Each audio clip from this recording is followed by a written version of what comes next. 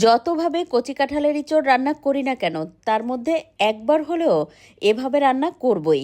এটা খেতে এত বেশি মজা হয়। সবচাইতে কাঁঠালের ইঁচড়ের মধ্যে এটাই অনেক বেশি মজার একটা রেসিপি। পুরো ভিডিও দেখতে থাকেন, আশা করি ভালো লাগবে আর কাজেও লাগবে। ভিডিও ভালো লেগে গেলে টুক করে একটা শেয়ার করে দিবেন। আজকের রান্নার জন্য এখানে একটা কচি কাঁচা কাঁঠাল নিয়েছি, আর কাঁঠালটা বেশ ভালোভাবে উপরের শক্ত অংশ ফেলে দিয়ে এই যে কেটে সুন্দর করে ধুয়ে পরিষ্কার করে নিয়ে এখন তো লবণ আর হলুদ দিয়ে 5-6 মিনিট ভাপিয়ে নিয়েছি। এবার মূল রান্নার জন্য চুলায় একটা প্যানে আধা কাপ পরিমাণ রান্নার তেল দিয়ে দেবো। তাতে দিয়ে দেবো এলাচ, দারচিনি, লবঙ্গ আর দিয়ে দেবো তেজপাতা।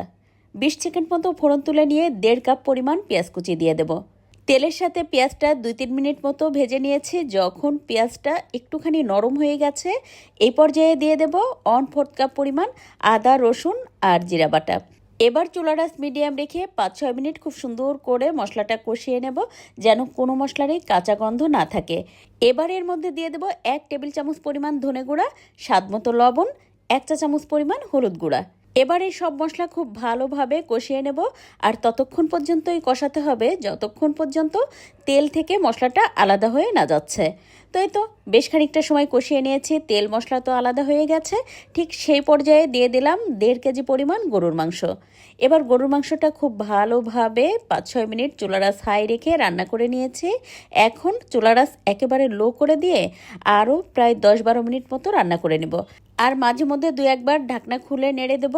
আর এই তো দেখতেই পাচ্ছেন কি একটা অবস্থা, কেমন লাগে। এখন কারেন্ট চলে গেছে, কি করব।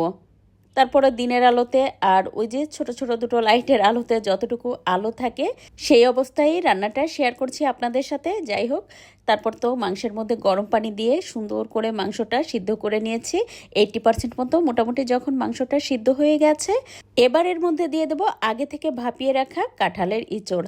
আর এখানে কিন্তু আমি গোটা একটা কাঁঠালই নিয়েছিলাম, মানে পরিমাণে অনেকটা হয়েছিল, নিশ্চয়ই দেখেই বুঝতে পারছেন। আর সেই পরিমাণ অনুযায়ী আমি তেল মশলা ব্যবহার করেছি। আপনি আপনার রান্নার পরিমাণ বুঝে তেল মশলাটা ব্যবহার করবেন।